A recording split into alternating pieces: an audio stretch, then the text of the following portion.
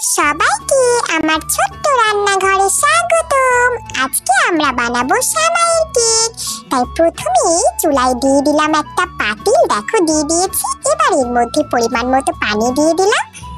পানিটা হতে হতে আমি ততক্ষণে একটা ডিমের সাদা অংশ ফেটিয়ে নিলাম। এরপর এর মধ্যে দিলাম সামান্য লবণ, তারপর এর মধ্যে দিলাম পরিমাণ মতো আমার স্বাদ মতো চিনি, আমি যতটুকু খাই, ঠিক আছে।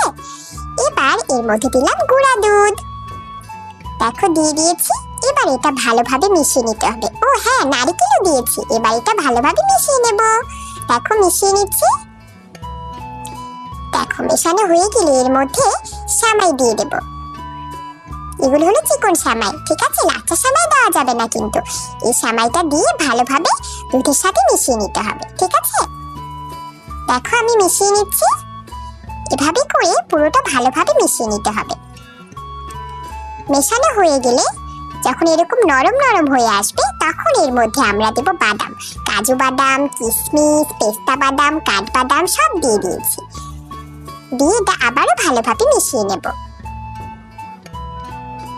দেখো মেশানো হয়ে গেলে এভাবে রেখে এটা কিছুক্ষণের জন্য রেস্টে রেখে দিতে হবে, ঠিক আছে। এরপর চুলার মধ্যে আবারও একটা পাতিল দিয়ে তার মধ্যে দিলাম দুধ। এবারে এই দুধের মধ্যে দিয়ে দেব হচ্ছে তেজপাতা, এলাচ, ঠিক আছে, দারুচিনি সব দিয়ে দিয়েছি। এবারে ওই সেমাইয়ের মধ্যে দিলাম একটু বেকিং পাউডার। বেকিং পাউডার দিয়ে ভালোভাবে ওটা মিশিয়ে রেখে দিয়েছি। এবার দুধটা এদিকে জাল করে নেব। দুধ জাল করে এটা নামিয়ে নিলাম।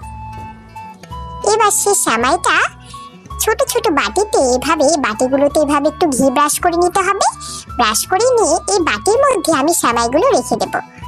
অল্প অল্প করে পরিমাণ মতো করে দেব, বেশি দেওয়া যাবে না, ঠিক আছে। দেখো আমি দিয়ে দিয়েছি। এভাবে করে আস্তে আস্তে সুন্দর করে দিয়ে দিতে হবে। হয়ে গেলে উপর দিয়ে দেবো একটু কাজু বাদাম আর কাঠবাদাম দিয়ে এটা সেই পাতিলটার উপরে ভাপে দিতে হবে। দেখো ঢাকনা দিয়ে দিলাম। এবার দেখো কত সুন্দর ফুলে উঠেছে, দেখেছো? হয়ে গেছে আমাদের সেমাইয়ের কেক। এবার এটা ভালোভাবে ছাড়িয়ে নিতে হবে, ছাড়িয়ে নিয়ে এটা পরিবেশন করতে হবে। এবার এটা ছুরি দিয়ে চতুর্পাশে কেটে আমি একটা প্লেটে ঢেলে দিচ্ছি। দেখো ঢেলে দিয়েছি। এই তো, এবার এটা মাঝখান থেকে একটু কেটে নেব, 4-5 টুকরো করে নেব। এটা কিন্তু এখনো শেষ হয়নি, আরো বাকি আছে, দেখো। এবার এগুলো টুকরো টুকরো করে উপর দিয়ে ওই যে দুধ বানিয়ে রেখেছিলাম, ঘন করা দুধ, সেটা উপর দিয়ে সুন্দর করে দিয়ে দেব। রেডি আমার সেমাইয়ের কেক। অনেক মজা হয়েছিল খেতে, তোমরাও বাসায় বানিয়ে খাবে।